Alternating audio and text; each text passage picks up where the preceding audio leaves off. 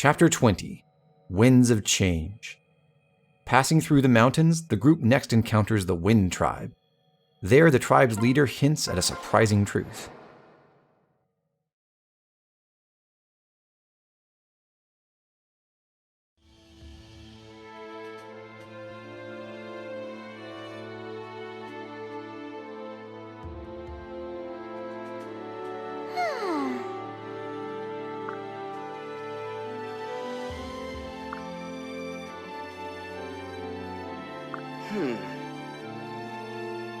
This could be trouble.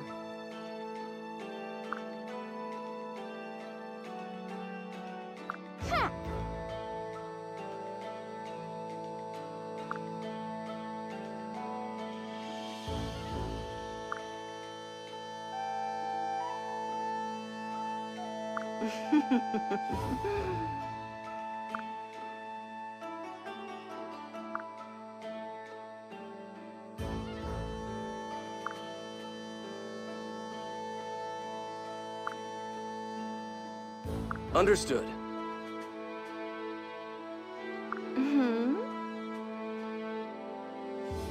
Yeah.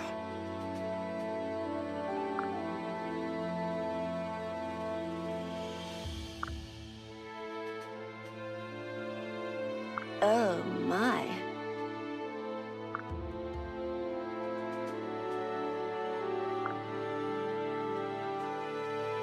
Big sister.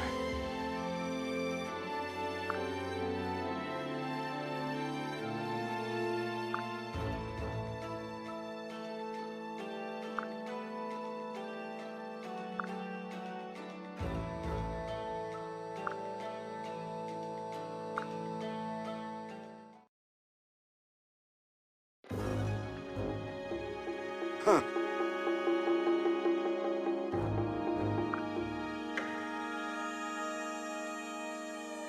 I am called Fuga.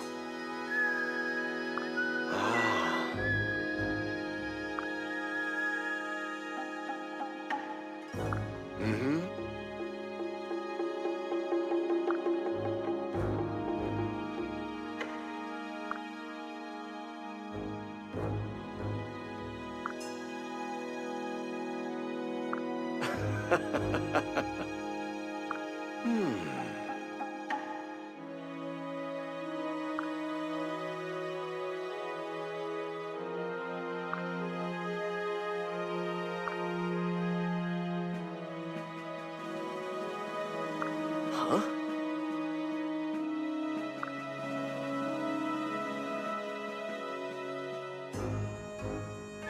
Huh.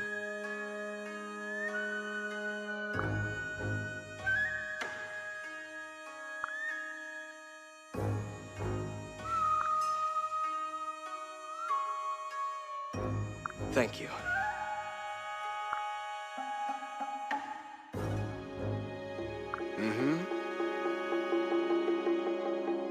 Yes.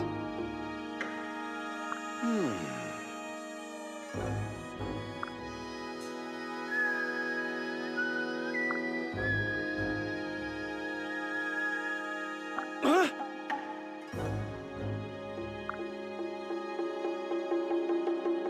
No.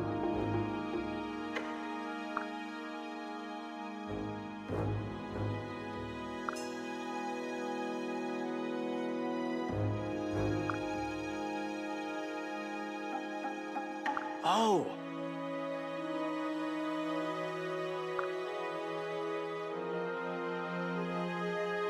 Huh? Listen well.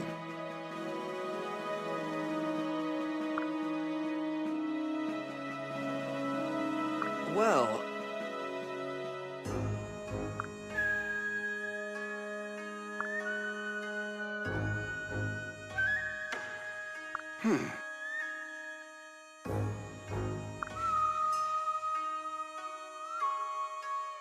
It can't be.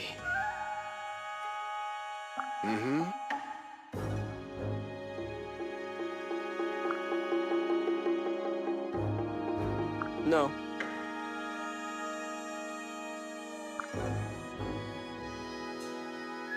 Corrin's bargain for a history lesson is a new addition to the script. Fascinating.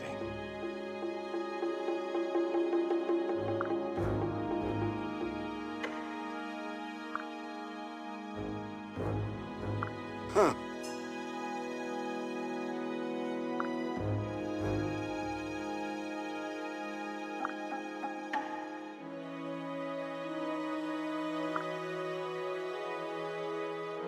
All right.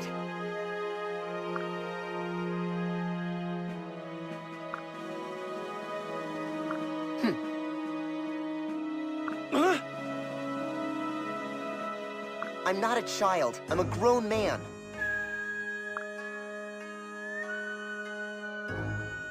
Oh.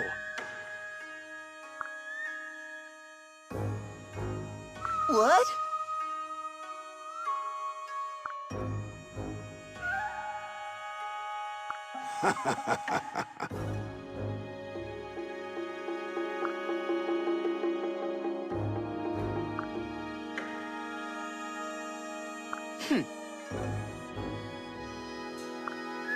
Well then.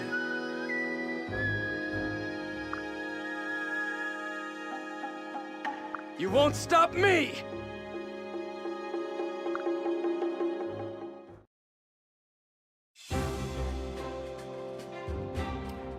We have to prove ourselves in a combat exercise against the Wind Tribe. The boss is their chieftain, Fuga, and the objective is to seize his throne. If you wish, you can do some maneuvers with Azura and a couple of flyers to get here very quickly, and then the only real obstacle to deal with is Fuga himself. Aside from his seal skills, Fuga's main trick is that he has 3 different 1-2 range enemy-only weapons that can all activate Soul.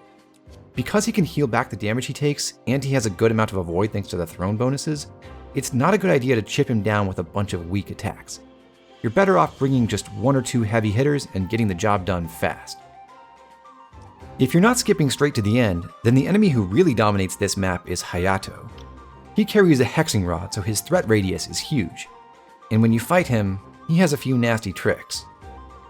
His horse spirit gives him pretty respectable bulk. He can avoid your attacks on his turn with Duelist Blow, he can preempt your attacks on your turn with Vantage, and you always have to contend with Luna, which can pierce even your most resistant units. He's not an easy opponent, but if you can take Hayato down, it becomes a lot easier to maneuver around the map. That's why I always recommend fighting him as soon as possible. Ninjas or maids or butlers are great against him, and they're also great against the Onmyoji and Falcon Knights nearby. There are also several priestesses on this stage who have their own area denial abilities. One of them, by Fuga, has a free staff, while 2 others nearby form a lunge chain. There's one in the west with Silence, and a 5th priestess in the north carries Enfeeble. Most other enemy units have seal skills, resistance or defense or strength or speed.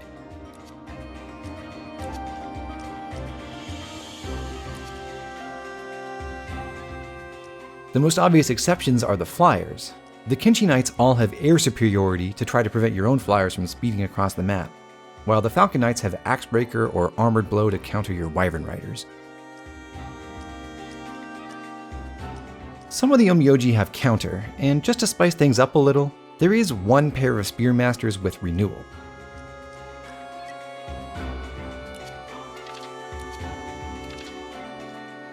Given all the tiny choke points created by the abundance of one-tile walkways around here, this map would be pretty easy if it weren't for its special mechanic, the wind currents that blow units around the stage.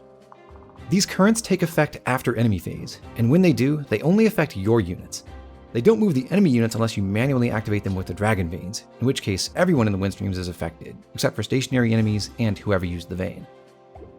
The wind will push units upward or downward by 5 spaces, but because only flyers can occupy the emptiness tiles between all the walkways, there are some adjustments to that 5-tile rule that come into play for ground units. We're not going to cover every possible situation, but in the course of playing this mission, we'll look at a couple of different cases where we'll try to predict where the winds will send us. The wind currents are on a 6-turn cycle, but if you're not trying to put together an intricately planned challenge run, I don't recommend trying to memorize or keep track of that. Knowing the pattern doesn't really solve the fundamental problem posed by the wind mechanic, which is that it can push your units out of position or get them trapped behind enemy lines. For example, if you're on the wide east-west bridge and you get blown upward, you might land on this platform, where you're completely surrounded. It's important to recognize that the wind only ever blows vertically. Therefore, if you work across the map horizontally, clearing it from left to right or right to left, then misplacing a unit or forgetting to account for the wind is much less likely to lead to disaster. No matter where that unit lands, they can always run away toward the side of the map that you've already cleared. That's roughly what we'll try to do. We'll go up the left side first, allowing us to set up a big attack on Hayato fairly early, and then we'll work our way over to the right. Just like last mission, we're bringing several flyers: Corrin, Percy, Xander, Camilla, and Baruka. They have huge mobility advantages here, and we'll need to exploit those. We also want to earn an S support between Jakob and Azura, and we want to train Arthur. He's back in the lineup for the first time since Percy's paralogue. We can use him against the flyers, and he also has reasonably decent matchups against the other lance enemies, where reasonably decent means he can deal some damage and he's not too inaccurate. Outlaw does Arthur few favors statistically, so that's about all we can ask for.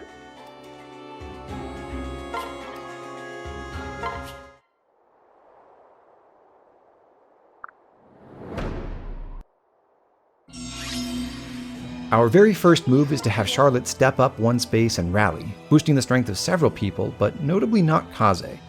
We specifically moved him to the corner to keep him away from Charlotte. We'll talk about why in a minute. I am at your service. Go, go, go! This could be trouble. With Keaton in tow, Camilla can fly across this gap and immediately take out one of the Spearmasters. She has two targets to choose from. The Spearmaster is obviously better, since he can't fight back. He's also in a more favorable position, closer to everyone else. Try to pull your weight.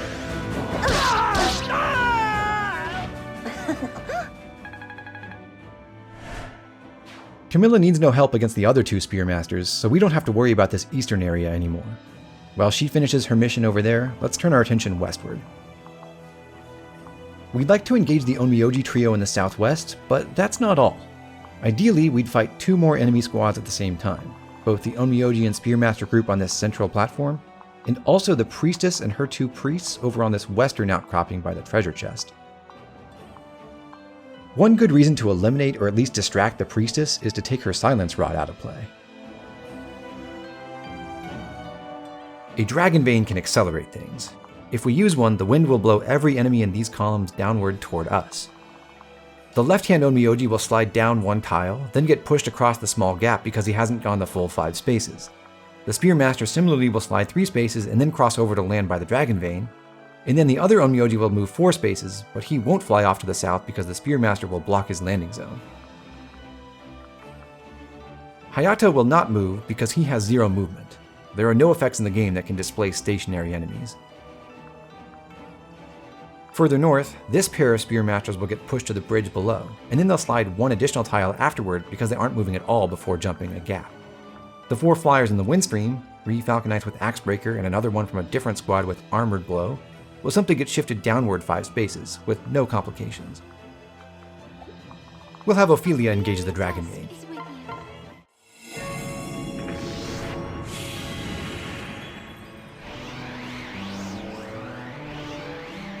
It's rather nice that if you use a Dragon Vein on turn 1, all that really happens is that a single Spearmaster gets delivered right next to your starting position. It's really easy to set up a kill on him, especially when Heartseeker is already applied. Here we go!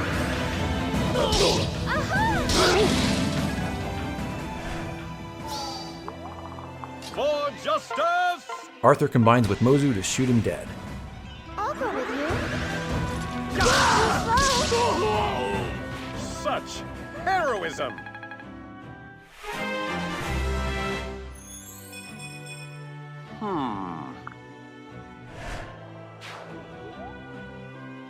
To start battling these two Onmyoji, we could exploit the geography of the stage a little. We have access to a walkway going north from our starting position, and at the bend, we can fight diagonally across the gap. However, since we also want to head west to meet the Onmyoji squad in the bottom left corner, we don't have a lot to gain by doing that. We're better off concentrating our forces on the western platform, where we can engage both groups at once. To reach the priestess will take some doing. The only way to get to her quickly is with help from both Azura and a flyer, so let's activate those resources.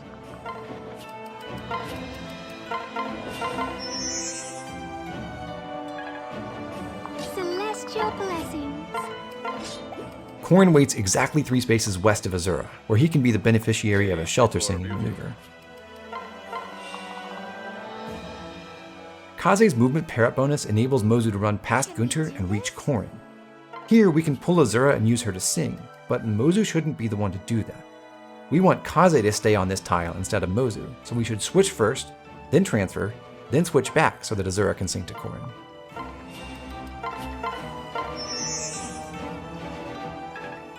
Now Baruka is able to fly over by Azura, take Kaze, and drop him to the south.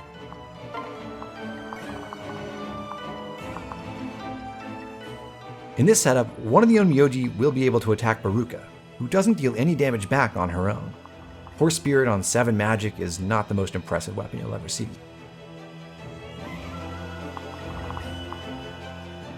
The other 2 Onmyoji will only be able to reach Kaze, who does have some actual firepower.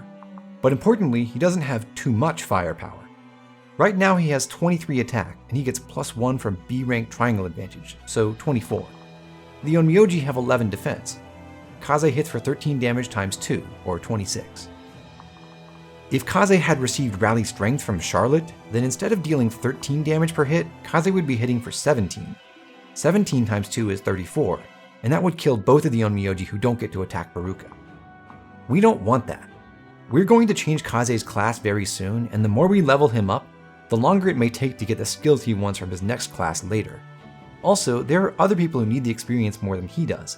For example, Baruka is very interested in reaching level 15 as soon as possible.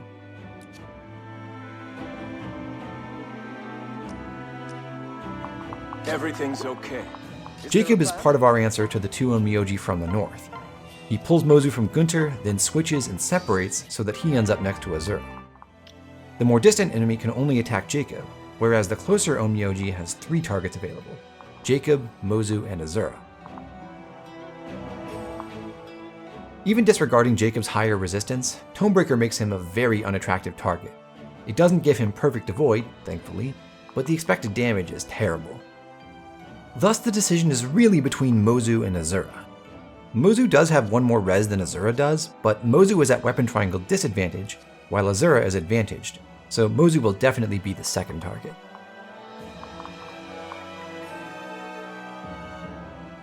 Lastly, we have Corrin ready to go. Let's go. This is a dangerous place for him. The priestess carries a steel Hankyu, a 1/2 range Yumi with 12 might. As you can see, it's not very accurate, but if it hits, it will do a lot of damage. So Corrin should not stay in the priestess's range. Luckily, she's stationary, so we can simply have Ophelia land nearby and then drop Corrin to the south, away from the priestess. Now Corrin only faces a single dual strike from the Hankyu priestess. The Southern Great Master has a ranged weapon, but the other one does not. Let us begin.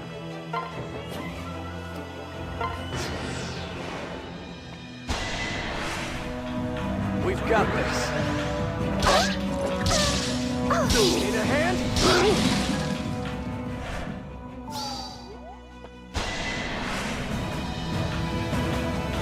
Don't do anything dumb. Aww.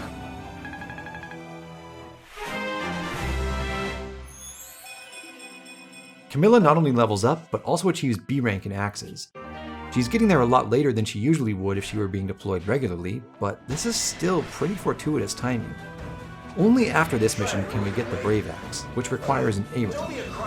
If we wanted to buy that and have Camilla start swinging it as soon as possible, her weapon rank wouldn't be a big obstacle. We just have to give her an arm scroll and then she'd be set. Let's see what you've got. Flower!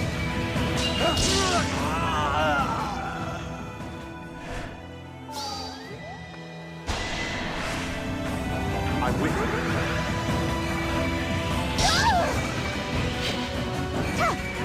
If I may.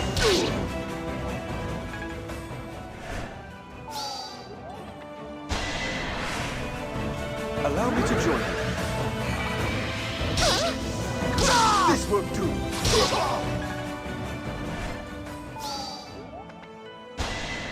Our Jakob has unusually high magic, which is why he's using his unforged Thunder Tome right now.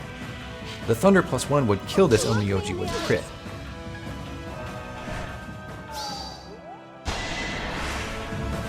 The chosen heroine arrives.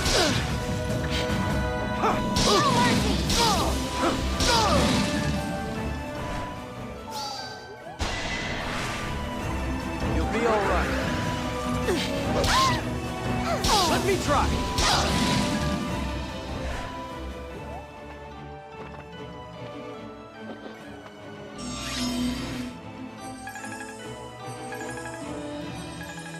We've just been joined by two groups of reinforcements. First, there's this new trio of Onmyoji, one of whom has counter, which we'll have to watch out for. On the other side of the map, we're seeing an unusual combination. It's a pair of Falcon Knights who are each backed up by a Spearmaster. Thanks to the pair-up bonuses from their partners, these Falcon Knights are pretty impressive stat-wise. 27 speed is solid, and so is 22 strength. They even have trample for 5 more attack power against infantry.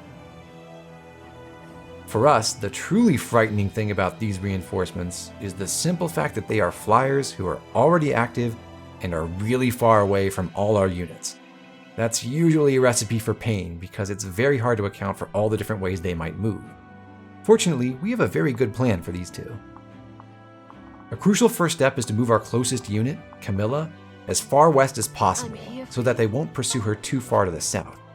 She passes Keaton to Charlotte, and Charlotte walks to the other side of Arthur. She transfers Keaton away, and then she rallies. That not only boosts Arthur, but also Xander, and now Xander has enough strength to one-shot the counter Onmyoji with his Iron Lance. Let's go. How very amusing. I am at your service. Kaze can use Xander's Dual Strike to kill the adjacent enemy, the one that attacked Baruka. It would be nice if Kaze could do this with a weapon that can't crit, like his bronze sword, but he just doesn't have the strength to make that work. You have my aid. You have my aid. You're quite skilled. After that, Baruka can kill the next Onmyoji in line. She could use a tome and rely entirely on Kaze's Dual Strike to pick up this kill, but that's something that's not always possible. It depends on Kaze's strength growths. Besides, as discussed earlier, we don't particularly want to feed Kaze a lot of experience. Also, Baruka has something useful to gain by attacking with her dual club. No hesitation. Who's next? Just like her Liege Lord, Baruka levels up and attains B rank in axes. By lunging, she has opened up the space behind her. Mozu can go there, and she can use Baruka's Dual Strike, which is now 5 points more accurate thanks to the hit bonus that axes get at B rank, to kill the last Onmyoji down here. Thanks.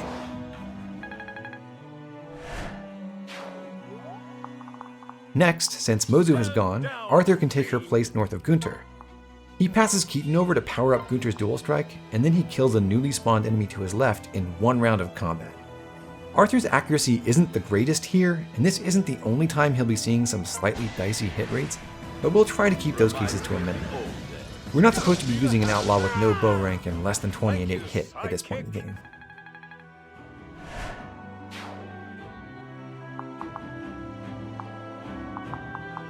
It's my lucky day. Percy clears the wounded Onmyoji by attacking from the left using his Naginata.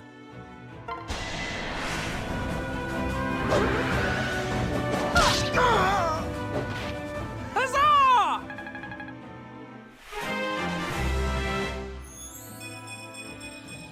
Percy levels up brilliantly, and he gets Rally Defense, which will be useful very soon. The point of having Percy attack from the west side was to put him near the Onmyoji on the stairs. Now Gunter can use Percy's Dual Strike to pick up that kill.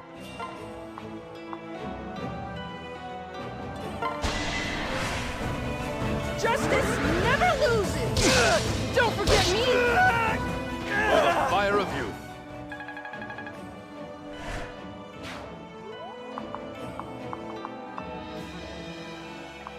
Since Corrin and Ophelia are fighting 2-on-3, we want Percy to join them. So Azura will have to sing to him. We won't Before she lose. does, she takes Keaton away. She does that partly because Keaton improves her attack power. Equipping a steel lance over a javelin does that too.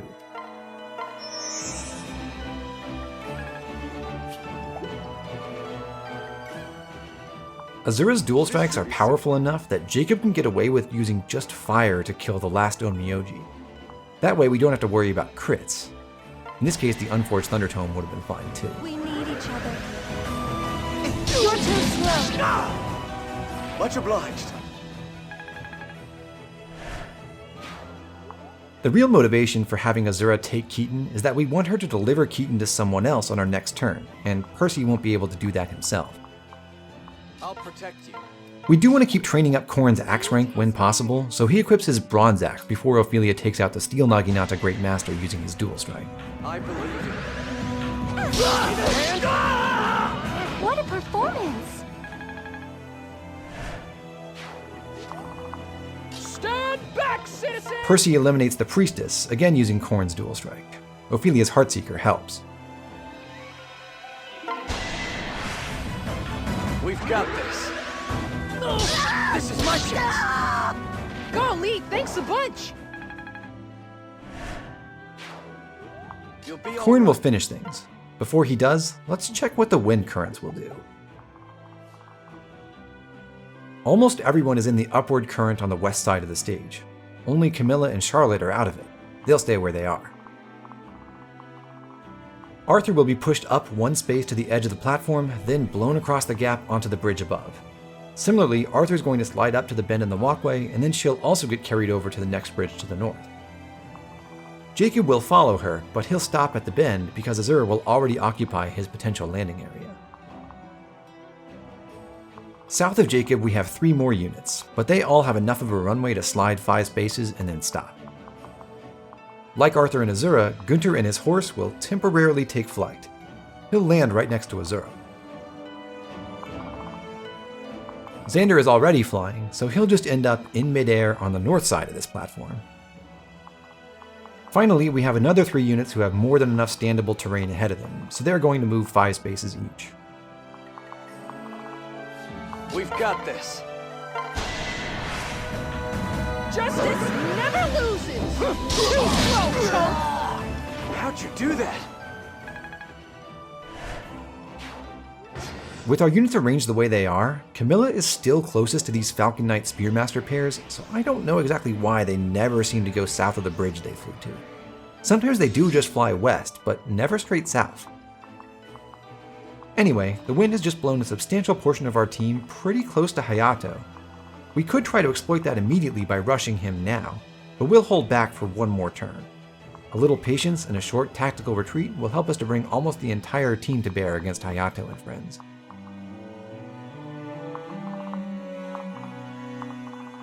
As a prelude to that maneuver, Camilla joins up with Baruka, taking the dual club while she's at it.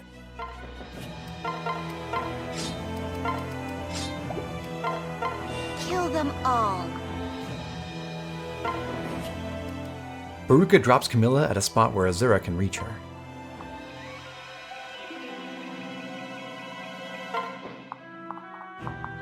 We can do this. Azura runs down, transfers Keaton away, and sings to Camilla.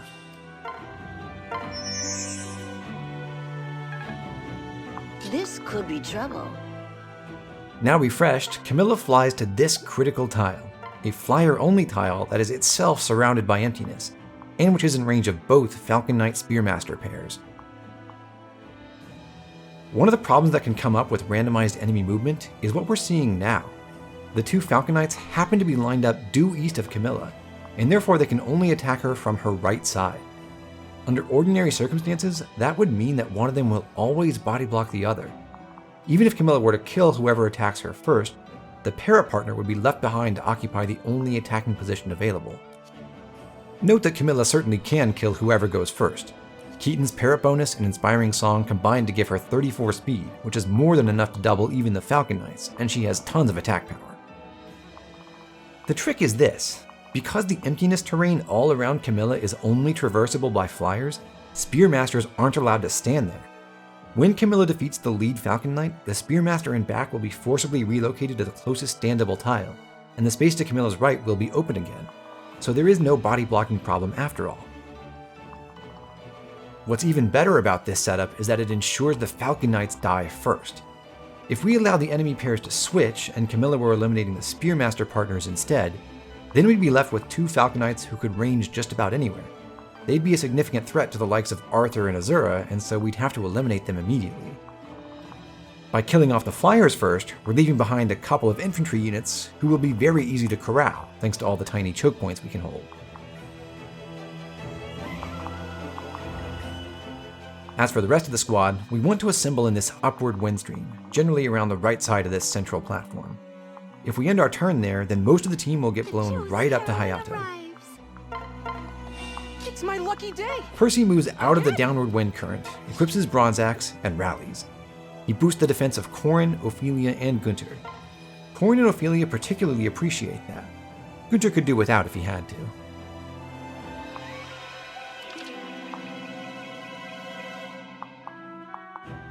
Gunter rides southeast past Azura, and importantly, he equips his Beast Killer. Then he shelters Azura to get her out of danger. Here I am. Corrin and Ophelia set up north of Gunter, forming a kind of vanguard. Corrin shields some of the positions south of him from attack. You may rely on me. Next, Jakob takes Azura. He also trades with Gunter because we want to take Gunter's forged bronze lance and pass it off to Xander later.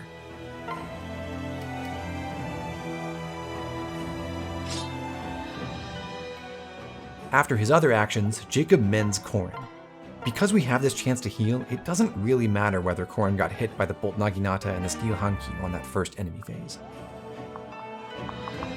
For justice! Now Arthur pulls Azura, and he has her sing to Baruka.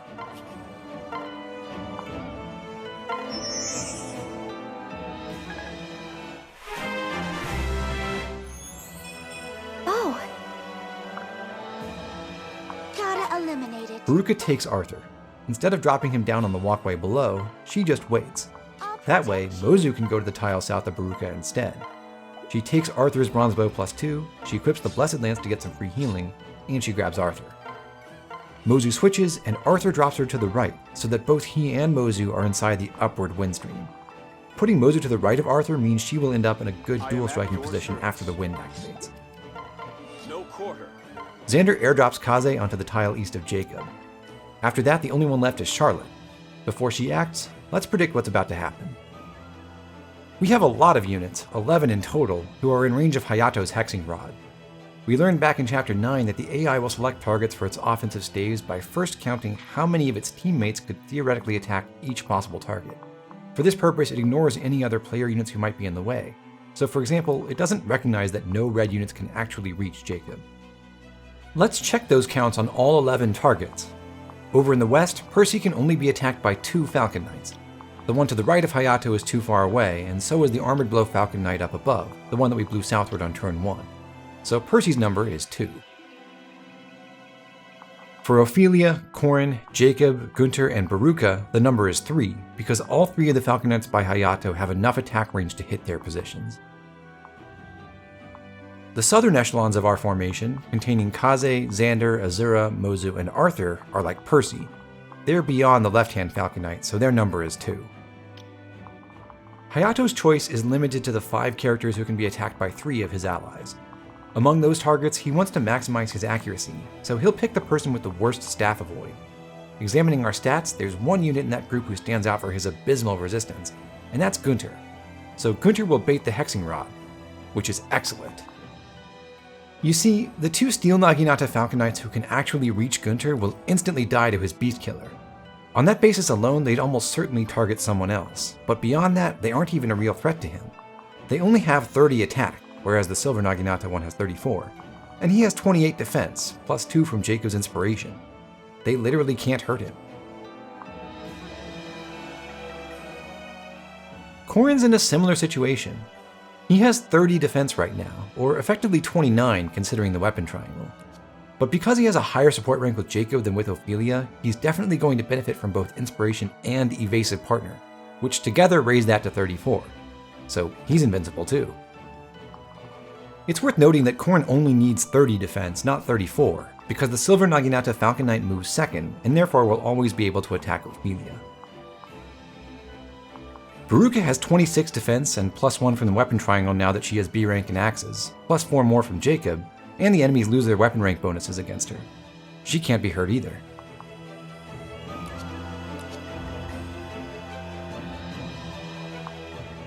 The only two characters whom the Falcon Knights can even hurt, and thus the only ones they can attack, are Ophelia and Kaze. Kaze kills them right back using his own effective weapon, so the enemies will prefer to target Ophelia. But Ophelia can only be attacked from two sides, and she will never kill on the counterattack. The two northernmost Falcon Knights in the trio go first, but then the third Falcon Knight, the southernmost one, won't have any room to attack Ophelia anymore. She will have to fight Kaze. In the aftermath, we'll have one Falcon Knight on the tile north of Ophelia, one on the tile west of her, and one more nearby, the Armored Blow one who isn't close enough to attack but is close enough to dual strike. And when the turn is over, most of the team will land on Hayato's platform, ready to take him down. Scary.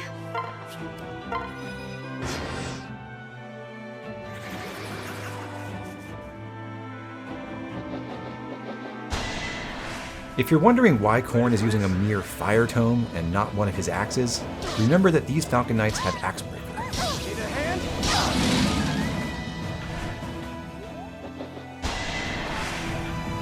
I'm with you. I can help too.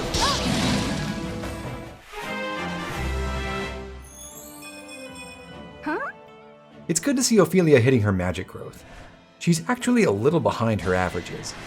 We can counteract that with Spirit Dust if we have to, but it's not a significant problem right now, although it does have real consequences. Thank you.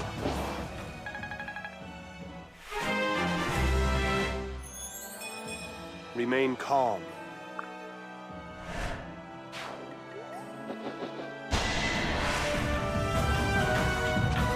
Go, go, go!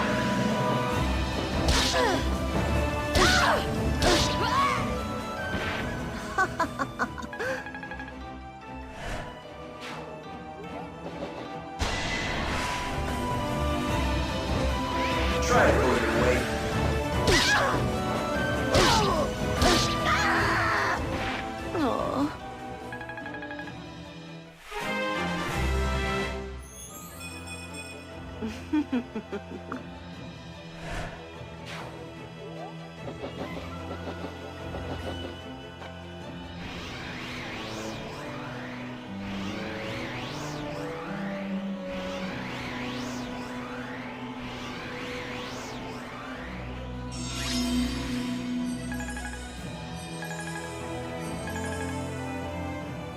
Alright, we've gotten what we wanted.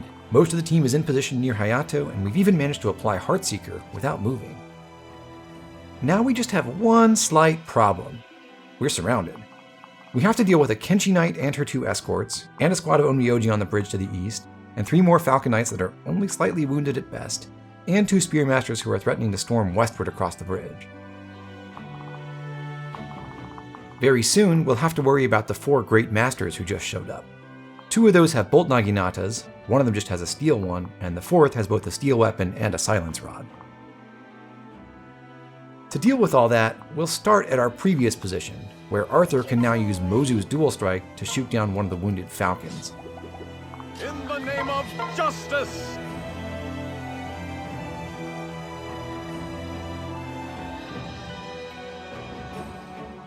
Unfortunately, due in part to Ophelia's slightly low magic, we're not able to achieve this kill using Mozu's dual strike alone. Even if Charlotte rallies first to boost Mozu's strength, it won't be enough. We will need Arthur's arrow to hit too.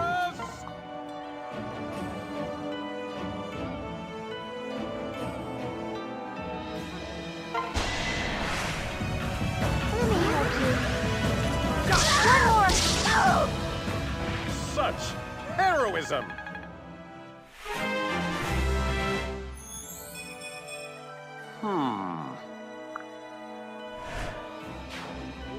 I'll go with you. Mozu steps to the right to kill the other Axebreaker Falcon Knight. By doing this here, she blocks the bridge to the east too. No problem. That went well.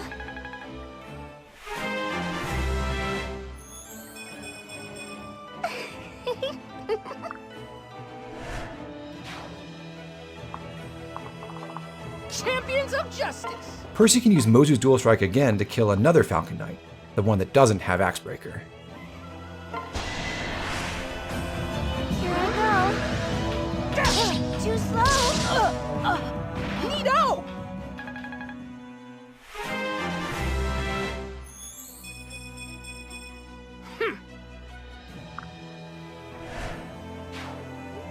Let's go. Azura sings to Percy, and then he flies southwest, waiting at the left-hand bend on the walkway to the south. Let's take him out. The purpose of Percy's repositioning is to make the Great Master reinforcements move in a particular way. What we want is for the guy with only a Steel Naginata to run west toward Percy. He should be followed by the 2 Bolt Naginata Masters. Meanwhile, the Silence guy should go up the northern path.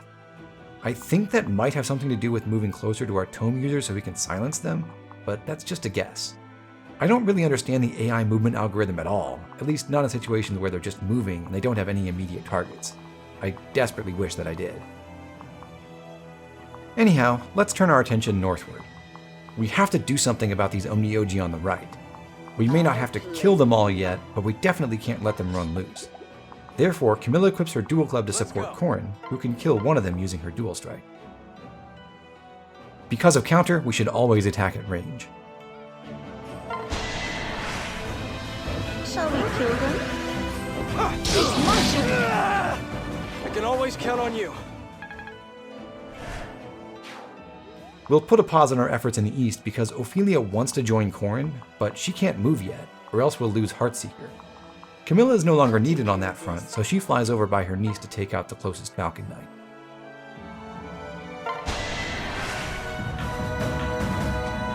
I want to see what happens. You owe me one. Don't be a crybaby.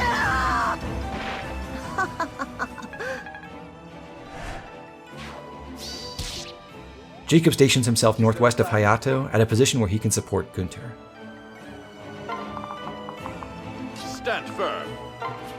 Gunter has already passed off his Bronze Lance, so we don't need to worry about that.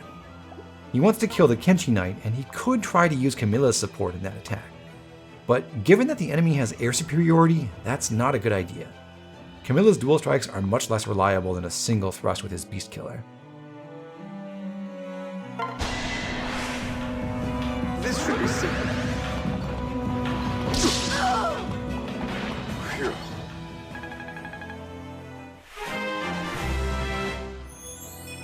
How disappointing. Haruka will join in. Notice that we must stay just beyond the range of the 2 Kenshi Knights in the northwest.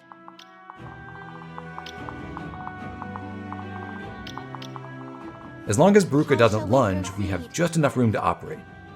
When going for this kill under normal conditions, the Iron Axe is the best option. However, for our particular definition of success, in which we'd really like Gunter to get dual strike experience, the Hand Axe is actually more reliable because it doesn't have a crit chance.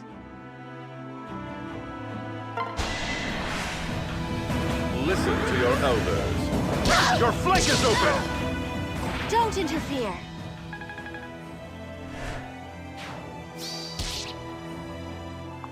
Baruka and Camilla have just applied Savage Blow to Hayato twice. Now he's down to just 22 HP, even though we haven't yet fought him directly. We've never had to risk Luna, and we still have an activate advantage. This is the perfect opportunity to swoop in and take him down with a single accurate strike. That's what Xander can deliver. Up here, Xander is also blocking the choke point to the north. He'll have to face a mage on enemy phase, but only one, so he should be okay.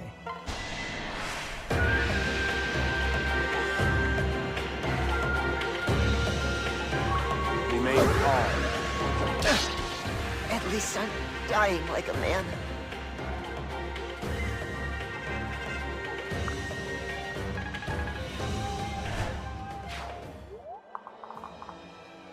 Now we can move Ophelia. Here we go. She wants to kill the Onmyoji to the southeast by Corrin. That one is affected by Corrin's Heartseeker, and he's easier to kill because Malefic Aura won't apply on Corrin's dual strikes against the other Onmyoji.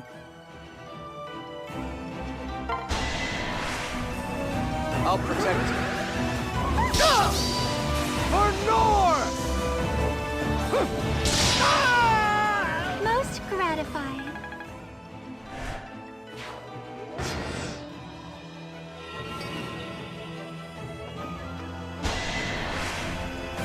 Leave it to me. Don't scare me like that. We can win this, right?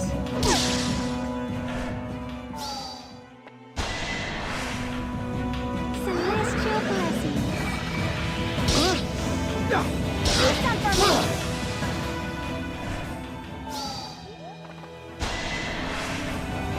I am at your service.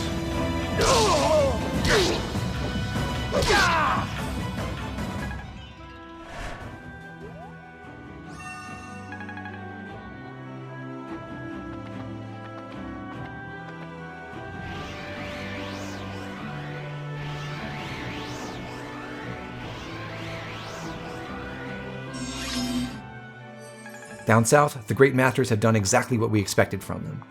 Meanwhile, we have 2 Spear Masters choked off by Mozu here. Courtesy of the wind, Corrin and Ophelia have parted ways with the last known Myoji on the Great Bridge.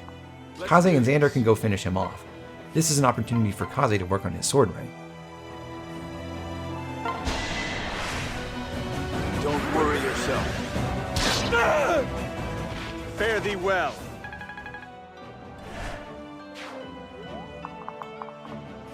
Now let's carve our way through the 4 enemies that got stacked up north of Xander. Allow me to join you.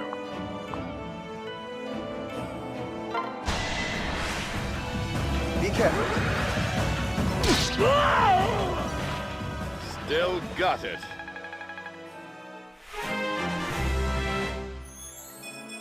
Oh.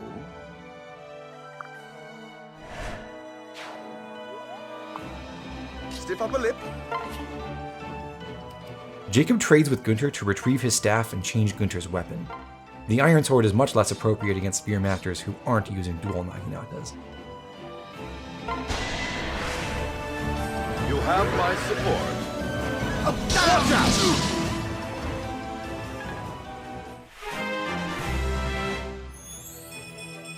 Well, how irksome. Jakob moved to Gunter's east side so that his auras would cover the area to the right of the walkway here. The damage boosting effect of Inspiration can sometimes be important for Camilla, and even when it's not, 4 extra points of damage reduction are a big deal.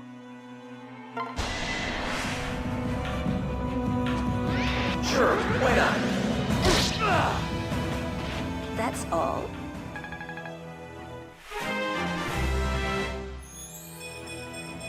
Oh?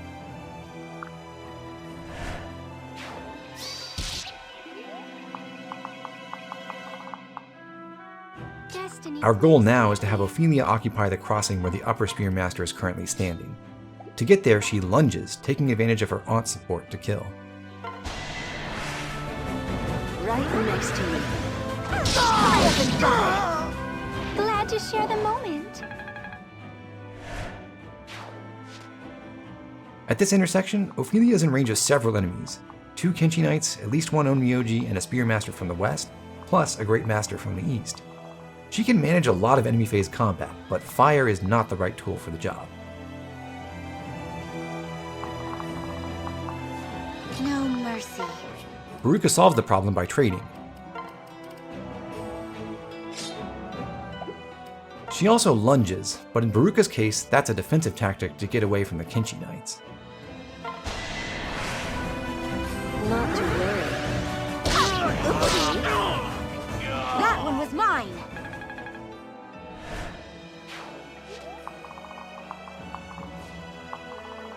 Because we used Baruka to change Ophelia's weapon, Corrin can spend his trade action on Camilla. He should equip her with her Bolt Axe in order to discourage the Great Master from attacking her with his Bolt Naginata.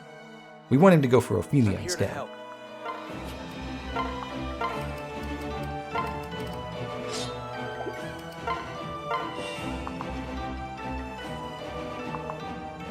Camilla and Ophelia have equal resistance, but Camilla receives more damage reduction from Jakob than Ophelia does from Corrin, and she has weapon triangle advantage over the Great Master, and she has better natural avoid. Down here, we want to break through the 2 Spear Masters, and we'd like Arthur to be heavily involved. It's important for him to reach level 20 because we want to promote him before we deploy him on his next mission, rather than having to spend time at the beginning of that stage babying a really weak outlaw. This late in the campaign, waiting until level 20 for promotion certainly isn't the best way to bring an underleveled unit like Arthur up to speed, but it is the most experience-efficient way to satisfy his challenge requirements. Besides, we're out of Master Seals right now, so either we're training him up in Outlaw or we're not training him at all. Arthur will use Percy's Dual Strike to kill the left-hand Spearmaster. Looking ahead to enemy phase, we'd like Percy to kill the other Spearmaster using Arthur's Dual Strike.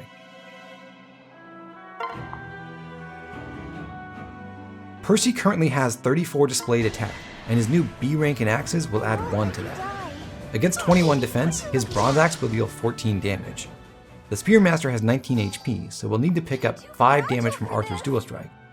But even with his stronger bow, Arthur only hits for 9. He's 1 point short.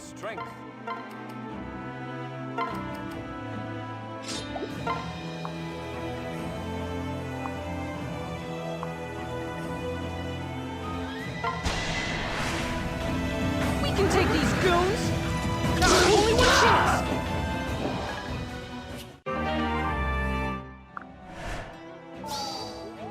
We won't lose. It's team-up time!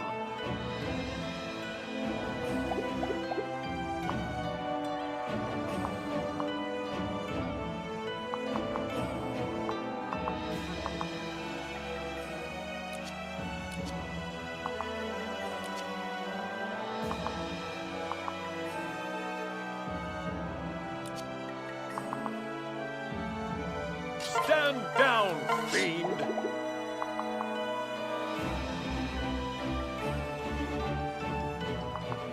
There's nothing more we can do to increase Arthur's damage output, unless he manages to grow strength when he levels up. Therefore, we need Percy to equip a different axe that's at least 1 point stronger, but not more than 4 points stronger, or else he'll get the kill by himself without using Arthur's Dual Strike. His hand axe and his iron axe +1 both fit the bill. The forged iron axe will only take him to 18 damage, which is right under the limit.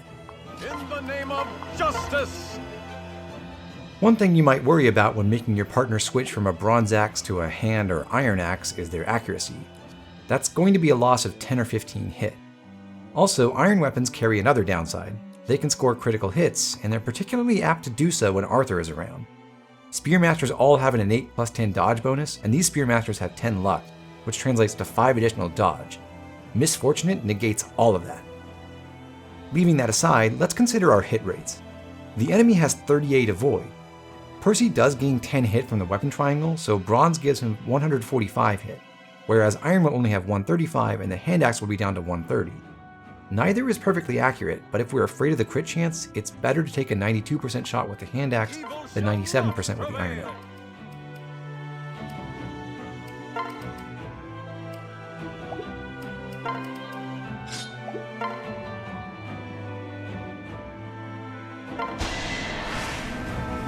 You've got an ace in the hole!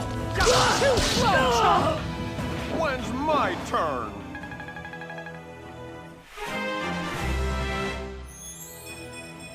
It seems somehow appropriate that Arthur gained strength, so we could have used the bronze axe after all.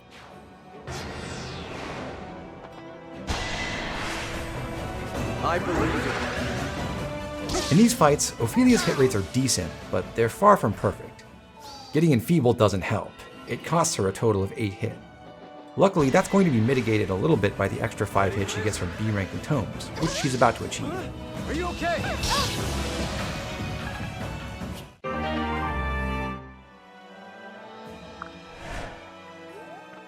If Ophelia had dodged the enfeeble staff just now, she'd probably get enfeebled later, and that could be worse.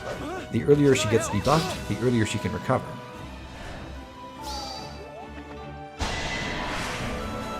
Here I am.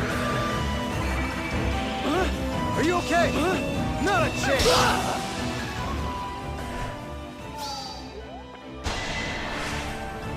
One thing worth pointing out is that Percy is perfectly accurate when he's leading. Being surrounded by 3 other allies, one of whom grants a personal hit bonus, is pretty nice. But Arthur's accuracy is worse because he's missing those bonuses as the dual striker. We won't give up.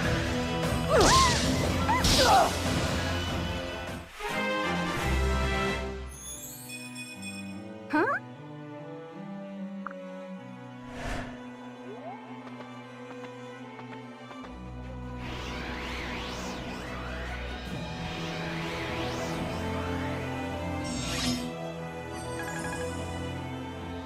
Nearly everyone just got blown south, and now our team is separated pretty badly. But because this is turn 6, the last in the cycle, the wind has turned in our favor. It's blowing north across the entire map. If we just activate a Dragonbane, we'll send our whole team right back where it was, more or less. However, there are a few things we should do first. The Dragonbane would push the enemies too, and in particular it would send the 2 wounded Kenshi Knights up to the north edge of the map. We want Ophelia to help take them down, and if that happened, she wouldn't be able to reach them anymore. What light is this?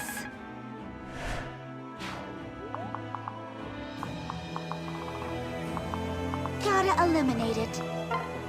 Baruka's accuracy is limited by air superiority, but Ophelia's isn't. At the moment, Ophelia's dual strike is worth 8 damage, and that's with fire. Her lightning tome has 2 less might, so it hits for 1 less damage when dual striking, but it also attacks twice. That means it can deal 14 damage total, and so Ophelia's dual strikes alone can finish off the second Kenshi Knight. Celestial blessings. Don't interfere.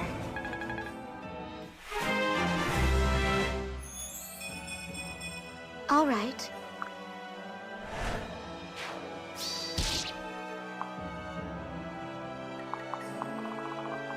Quickly now.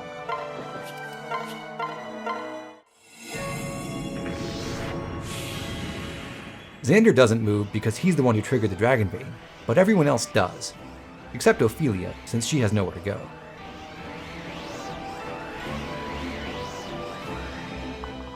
We've just simultaneously reformed our southern squad and split the opposition.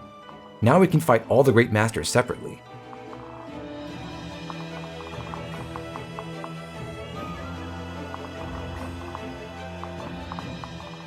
We'll bring Camilla down, but before we do, Jakob wants to use her dual strike to pick up a kill. He also trades with Ophelia to make her equip fire again rather than lightning. It's usually not good to use lightning on enemy phase. Its bonus effect doesn't work then, but its magic and skill debuffs still apply, and they stack after each round of combat.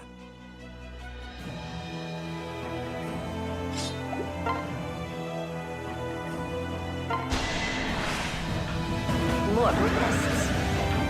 It's my turn. Many thanks. Camilla flies south, but not to participate in combat. She's just trying to deliver Keaton to Mozu. Let me help you.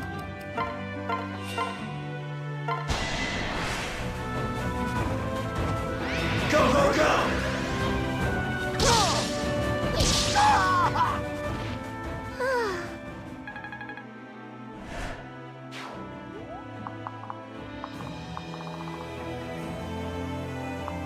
You have my Azura refreshes Mozu. We're just going to wait for the Bolt Naginata Great Masters to come to us, and because of that, there's a little bit of slack in our action economy on this turn. Alright. That's useful because it means we would have been able to compensate if Arthur had missed his dual strike on the We last can enemy take these phase. goons.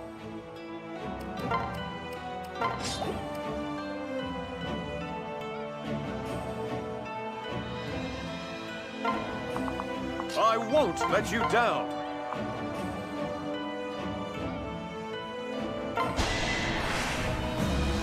Ready for action! Don't forget me!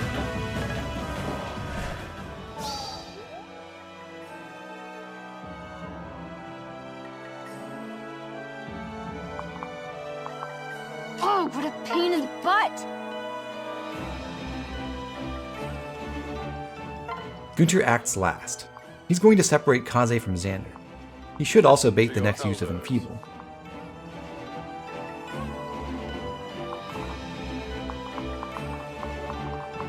I live to serve.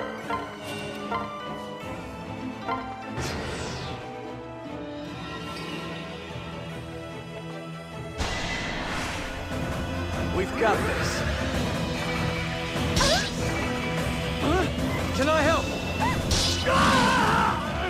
Bask in the glory.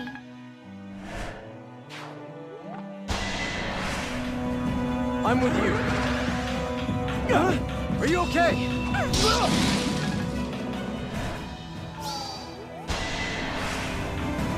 Ready for this? Not a chance!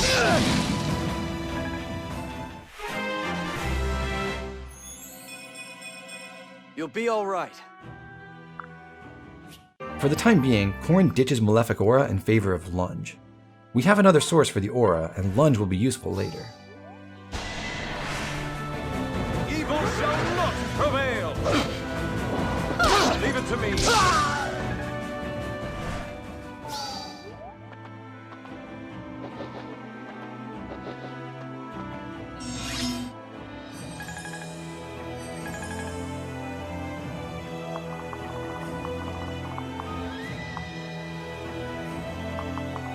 It's team-up time! Stand back, citizen! Only one chance! Thank you, sidekick!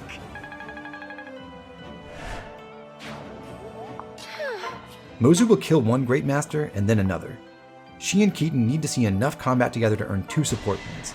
These 2 battles will get them there. Sure, why not? You owe me one.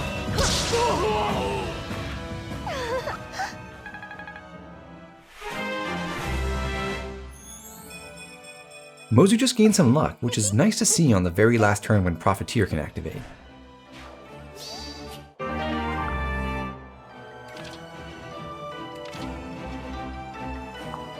Let's go.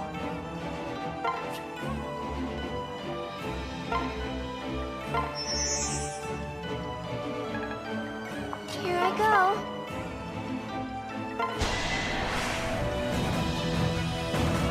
Yeah, I got you. Don't be a crybaby. That went well. Ready for action! Percy waits beside Azura in order to get blown southward with her. That way he can easily carry her back north. Let me help. Charlotte hasn't seen any combat yet, but she's supposed to build support with both Baruka and Xander. Camilla will bring her up to them, and she also donates a bronze axe for Charlotte to wield. Camilla passes Charlotte off to Xander, then kills the Great Master above using Xander's dual strike.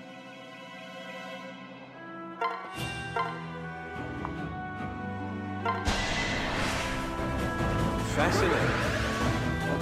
Don't move! You're so cute. That dual strike raises Xander to level 7, his second level up as a Wyvern Lord, so he also learns Not Lunge. enough.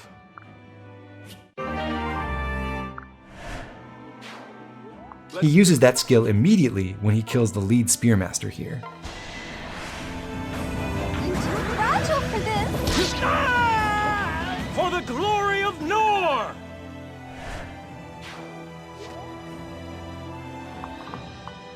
Kaze has fought alongside Baruka and Xander, but he's also looking for at least 1 support point with Corrin.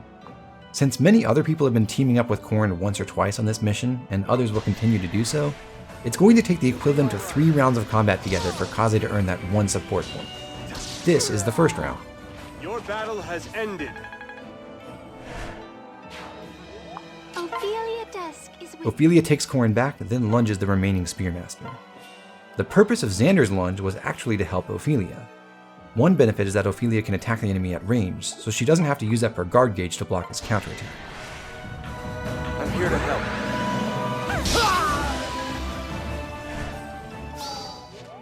But the real purpose of having Xander lunge first was to move Ophelia's target to the right, so that her own lunge could send her 2 spaces to the east rather than just 1. Now Ophelia stands in range of the Priestess lunge chain, so she'll move even farther on enemy phase.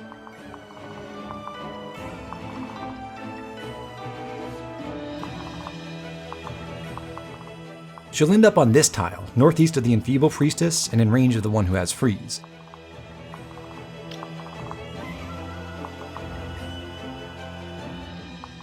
We'd like to have Baruka kill the Spearmaster, and we'd like her to do it while using Charlotte's support.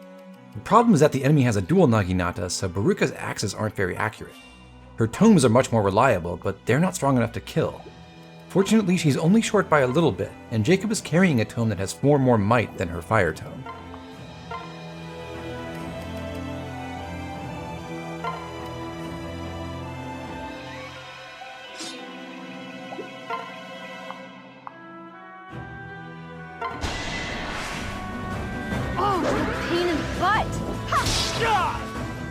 Mission accomplished. Allow me to join you.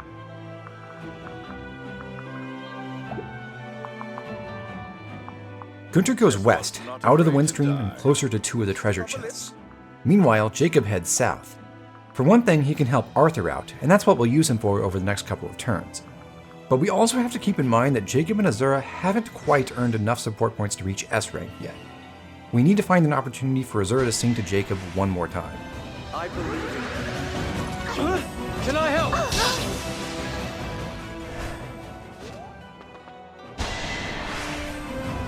Ready for this?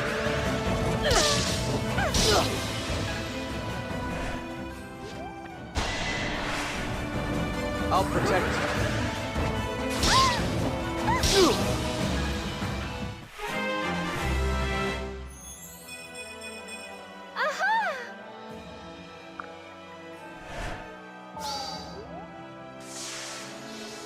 Apparently, the fact that Ophelia is in freeze range triggers the two Kenshi Knights in the east to start moving on their own.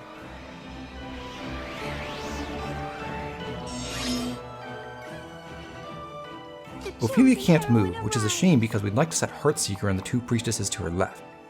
Good thing Corrin has it too, and she can safely drop him there once he equips a weapon that will give him triangle advantage against the Bolt Naginata.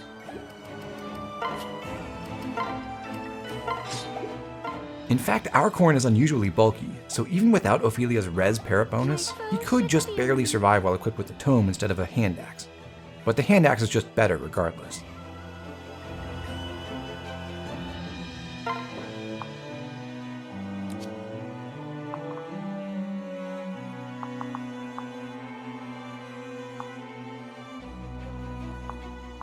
Veruca will use Charlotte's support while killing the westernmost priestess.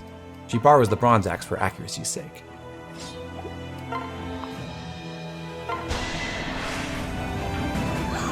Scary. Who's next? After Veruca's lunge, Xander can fly up between her and the next priestess. There he can take Charlotte and the bronze axe, then go for a lunging kill of his own.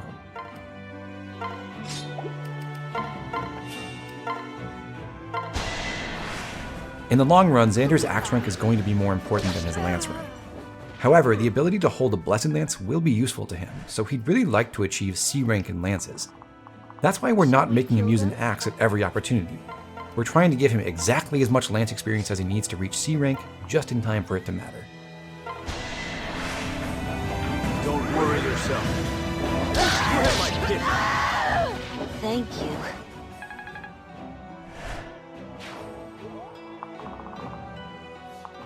The upper part of the map is now safe, except for the fact that one of the Kenshi Knights can still reach Corrin or Camilla.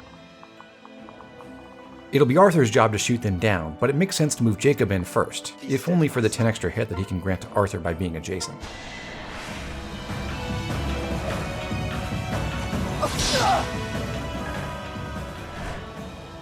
Evil shall not prevail!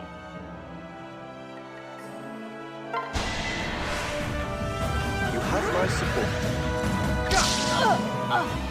Ha ha!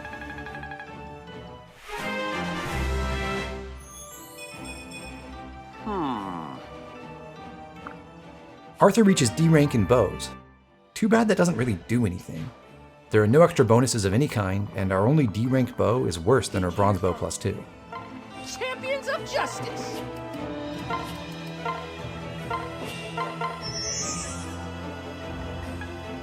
In the name of justice! I'm here to help! Victory is mine!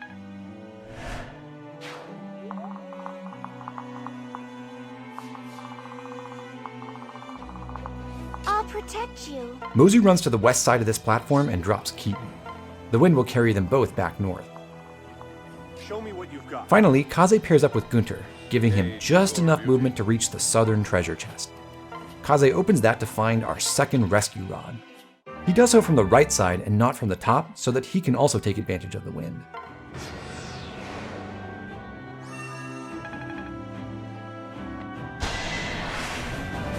The chosen heroine arrives.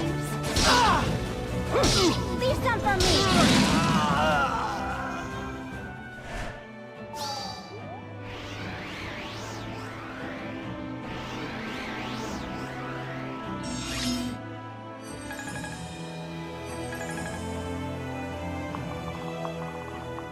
We've now cleared most of the stage, and only one wounded Great Master blocks our path to Fuga. Together. To get rid of him, Xander first flies around to the far side, gives Charlotte the bronze axe, and drops her.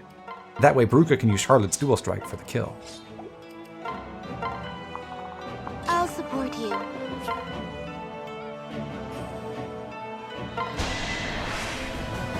I'll help, no problem.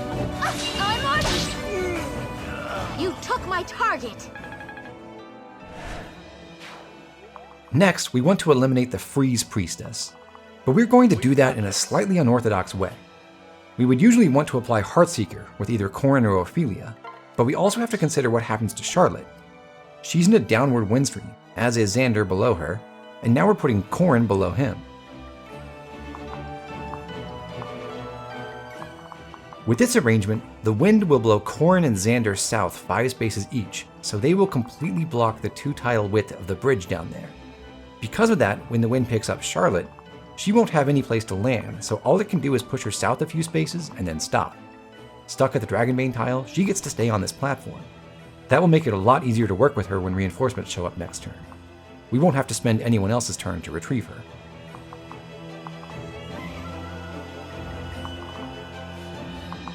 Destiny placed me here. The downside is that we don't get to boost Corrin's accuracy with Heartseeker, so his dual strike for Ophelia is less than perfect. Ready for this? We're not done yet! I'll take care of this.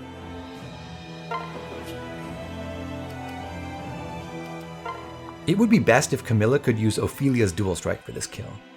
Given their relative accuracy, she should probably try to pull a similar trick to what Veruca did earlier, making Ophelia equip lightning so that Ophelia's dual strikes alone could pick up the kill.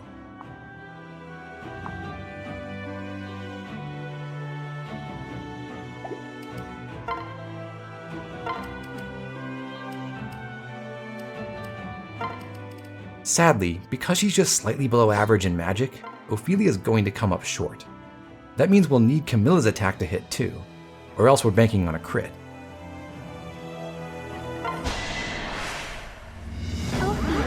Here to serve. You're so cute.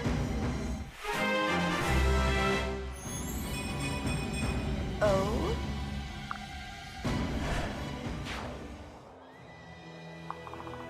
Aside from Fuga, all that remains are these 2 Spearmasters. Let's use them to have Arthur and Son continue their training. You're no match for us! No need to worry.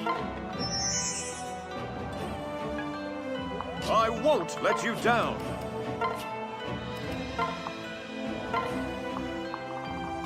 Allow me to join you. Kaze can't afford to open the nearby treasure chest now because reinforcements would instantly surround him. Instead, he runs east and drops Gunter. Mozu and Keaton follow suit. Try to pull your weight. You're no match for us! Too vicious!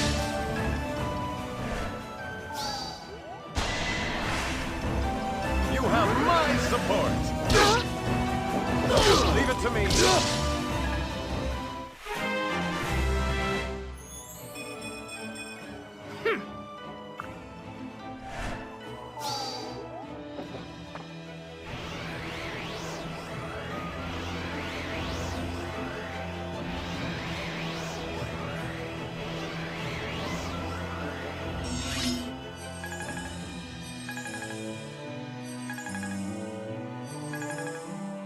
Now we have to clear 2 Spearmasters and 3 Onmyoji in the east. Over to the west, we have 3 Falcon Knights and 2 Kenshi Knights.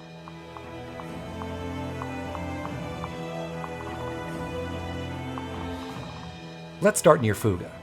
First, Ophelia gets a chance to show off her chops. She one-rounds the central Onmyoji with lightning.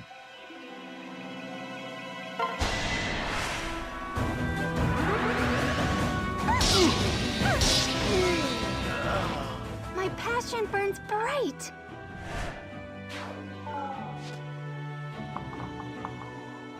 Jakob mins Corrin from the left. He's doing this from the far side in order to take his auras out of play. We actually don't want the extra damage that he might provide if he healed Corrin from the right instead. Corrin takes up Jakob's previous position, and he attacks the closest Spearmaster using Arthur's support. Obviously, Corrin has been teaming up with Ophelia a lot, and we discussed how we need him to fight alongside Kazek. Arthur is the other person Corrin is looking to support in this mission, since the two of them just need one more point to reach A rank. That will give Corrin access to the fighter class. He won't use that, but it's one of our challenge goals. Arthur has just hit level 20, but he's still supposed to do 2 more battles alongside Corrin. That's another way in which our strategy for this mission gives us some margin for error. If Arthur had missed 1 or 2 of his dual strikes, we have a couple extra chances to make up the deficit. I won't let you down. We won't lose. Azura sinks to Corrin, enabling him and Arthur to go south together. She does this from the right side so that she ends her turn in the upward wind stream, which will conveniently deliver her straight to Fuga. I'll protect you. Everything's okay.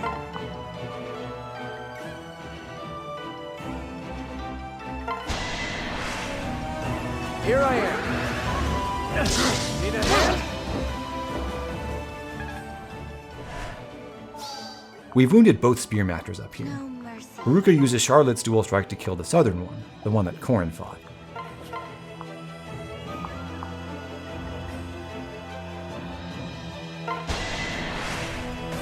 Oh, what a pain in the butt! Ha! This is for you! Don't interfere.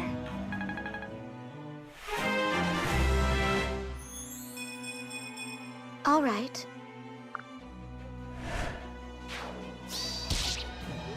We can... Charlotte takes the hand axe in order to kill the other Spearmaster. Let's see what you've got. Who's next? Now the space to Ophelia's left side is My open. lucky day. Percy goes there and uses her support for another kill. Staying west of her keeps him out of the wind. Celestial blessing. Leave some for me. Neato! More pests. Camilla swoops in for the 5th kill, taking Percy's bronze axe to do it.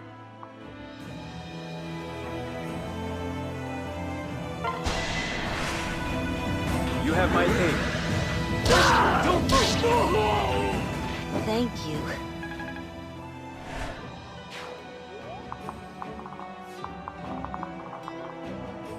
Before we move Corrin in to fight these last 2 Spearmasters, we need to do some quick math. You see, at the very end of the mission, we'd like to feed one of these kills to Camilla and the other to Charlotte, ideally with Charlotte using Camilla's dual strike. Because Charlotte has 0 magic, she has an easy way to minimize her damage and allow Camilla to swing for the 2nd kill. She can attack using the bolt axe. With all the relevant effects factored in, Charlotte will deal 5 damage. That means we want the enemies to have at least 6 HP after they fight Corrin and Arthur. Disregarding the 2 extra damage from supportive, Arthur hits for 7 with his forged bow and 3 with the unforged one, so his dual strikes are worth 3 damage and 1, respectively. As for Corrin, discounting the +1 strength he's receiving from Arthur, his bronze axe hits for 11. We're aiming to deal 14 damage or less, so in this case, either of Arthur's weapons will be fine. And neither Corrin nor Arthur is about to level up, so we don't have to worry about them possibly gaining extra strength that we aren't already accounting for.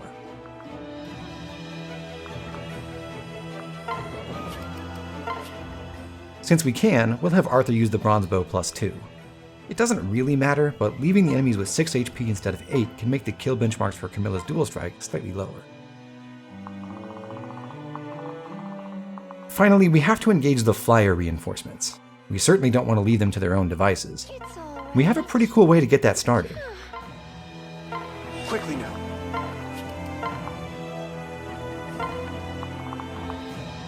If you die on me, I'll kill you. You have my support. Taking a look at the enemy formation, the Kenshi Knight at the bottom right slightly outranges everyone else, and we can use that to isolate her. I live If to Gunter serve. goes south of Mozu, he'll be at the very end of her attack range. By equipping his Kodachi and transferring Keaton away, he can counterattack, and he can use Mozu's dual strike to kill. You're no match for us! This one's on me!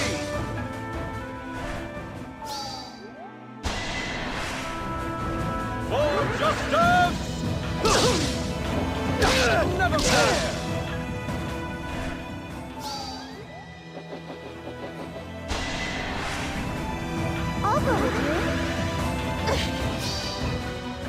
Well, that was terrifying, but Gunter's okay. Well done.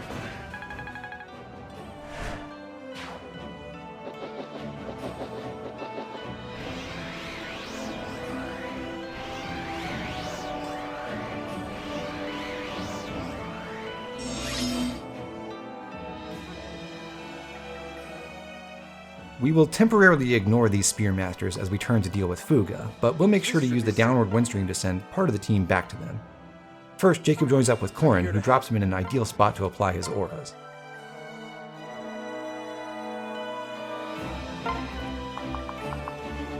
I'll try my best. Charlotte moves over and rallies. She's picking this exact spot in order to be adjacent to Xander, who will attack Fuga first. But Xander won't use Charlotte's support. Rather, he's going to use Azura's dual strike, which is far more accurate, especially after he gives her the forged bronze lance. As against Hayato several turns ago, we already have Ophelia in position with Heartseeker, but that only goes so far. It doesn't even completely counteract the 30-point avoid bonus from the throne. Trust me. This should help.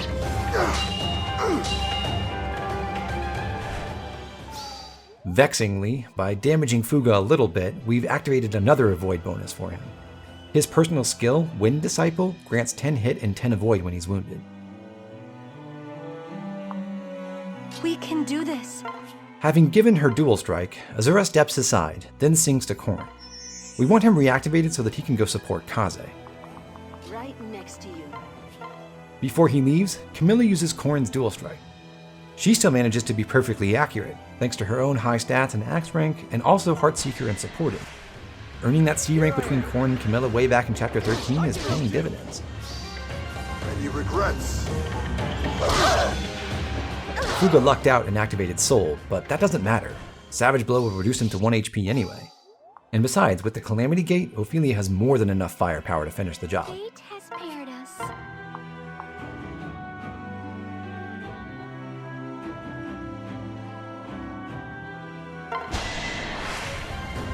Let's go.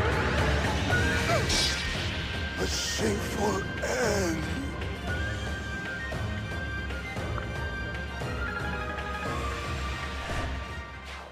Our prize is a secret book. We'll hold on to that for a while. Hopefully we won't have to sell it, but we might. Now Corrin is free to head west and start fighting alongside Kaze. Here I am.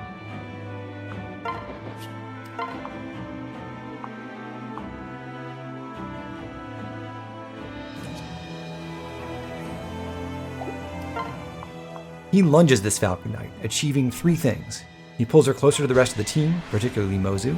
He applies Heartseeker to both of the other Falcon Knights, and he moves himself nearer to the Kinchi Knight. After the lunge, Percy is able to kill that flyer using his Brass Naginata and Mozu's dual strike. He lunges too, in order to free up space for Mozu to shoot one of the other Falcon Knights. Can we do this? Pay attention! Golly, thanks a bunch! Here I go. Mozu steps over and transfers Keaton away, then takes a shot with her bow. Percy can dual strike for the kill. Depending on enemy movement, Mozu may not always have a choice of falcons to shoot down. In some cases, there's one at Corrin's left side instead of his right. You're strong.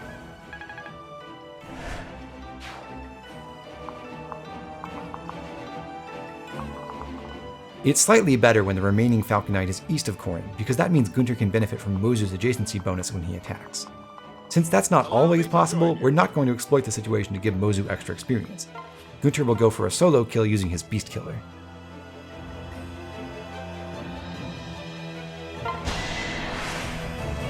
I'll do my best.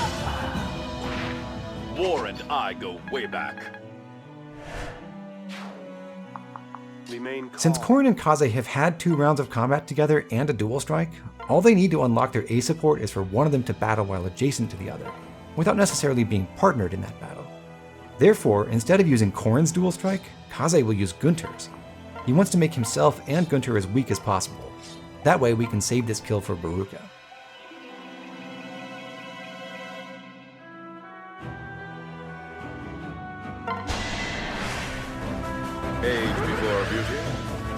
slow!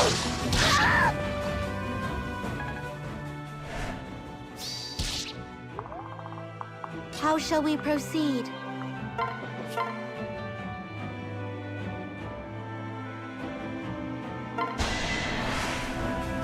Let me help you.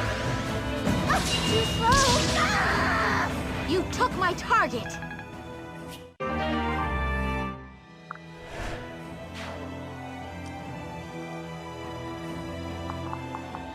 As a final step, we should put Arthur in the downward wind stream.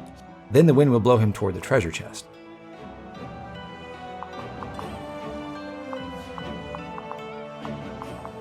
It's actually important for Arthur to occupy a specific tile. Right now, when the wind picks up Jakob, it will push him south off the edge of this platform and he'll land on the northern half of the bridge below. But we actually want him to land on the southern half of it, and therefore we need Arthur to stand on the tile right above Jakob.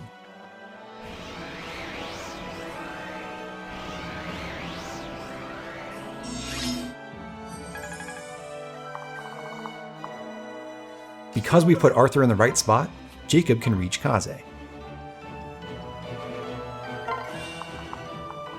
Before we do anything else, let's have Arthur open the chest. It contains the Dragonstone Plus.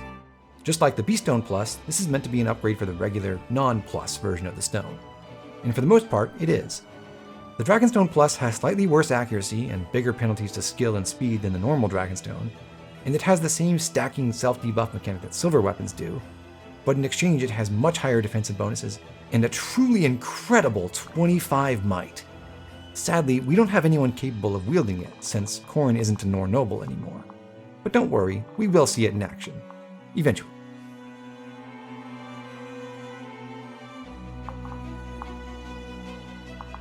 As previously discussed, Camilla and Charlotte will finish off the Spearmasters.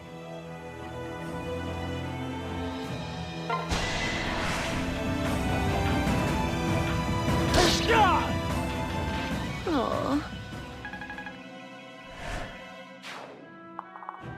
I think I might faint.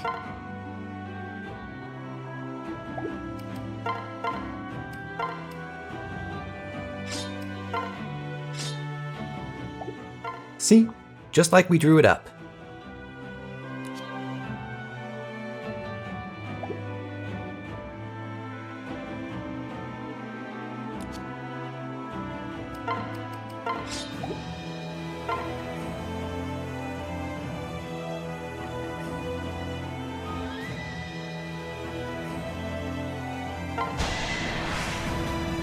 This could be trouble.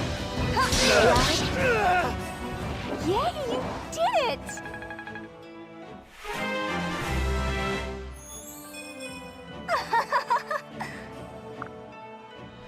The enemy drops a chest key.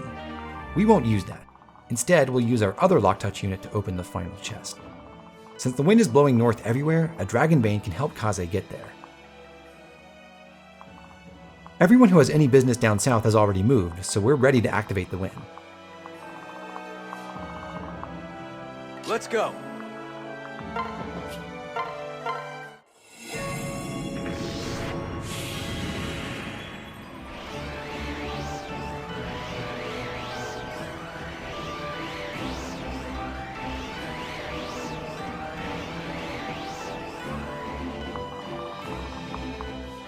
Azura can't reach very many people on her own, so she hitches a ride with Xander and then with Moses. No need to worry. Don't worry yourself.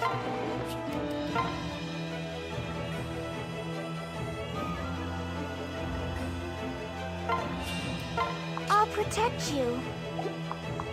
Everything will be Kaze moves right past the end of Bozu's movement range, and he switches to Jakob. Now Azura and Jakob can get that last song they wanted. Can we do this?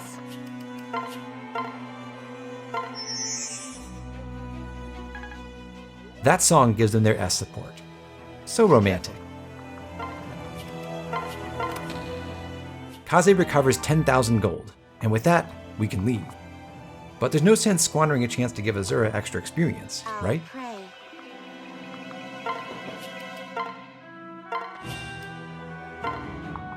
Reminds me of the old days. I'm here to help.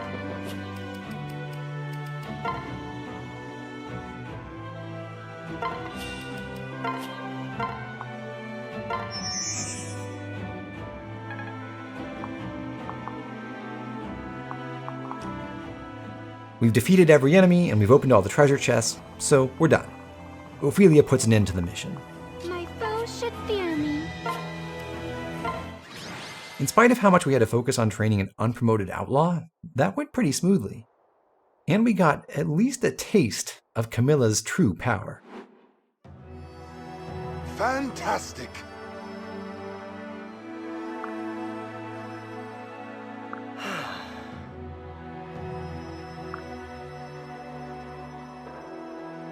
Listen well.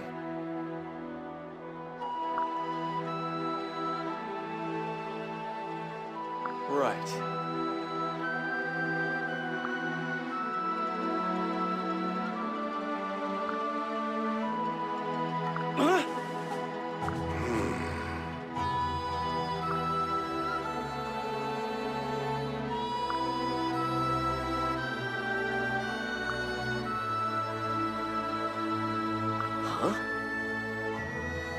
You are correct.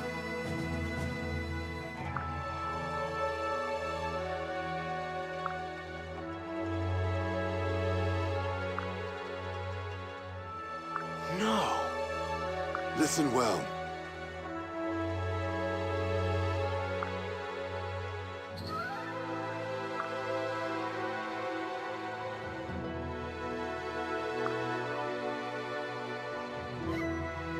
What?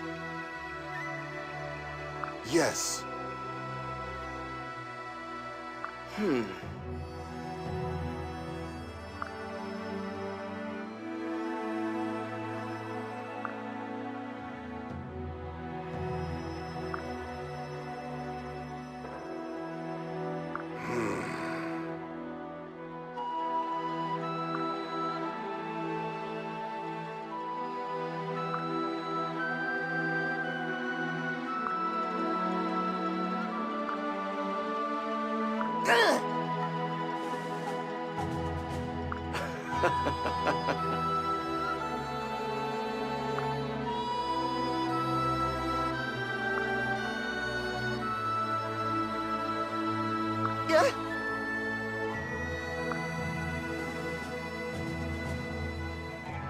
All will be well.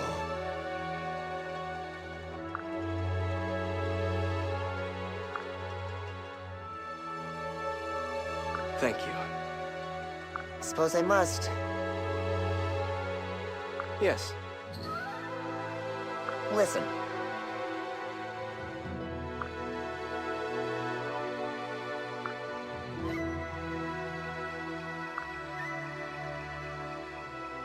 Understood.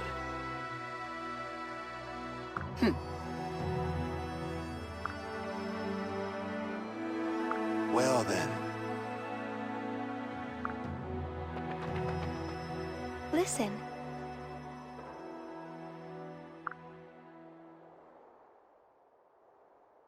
Yeah.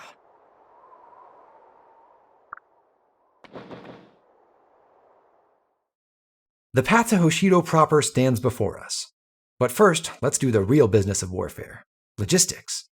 Next time, we'll be out at sea to inspect our supply lines. See you there.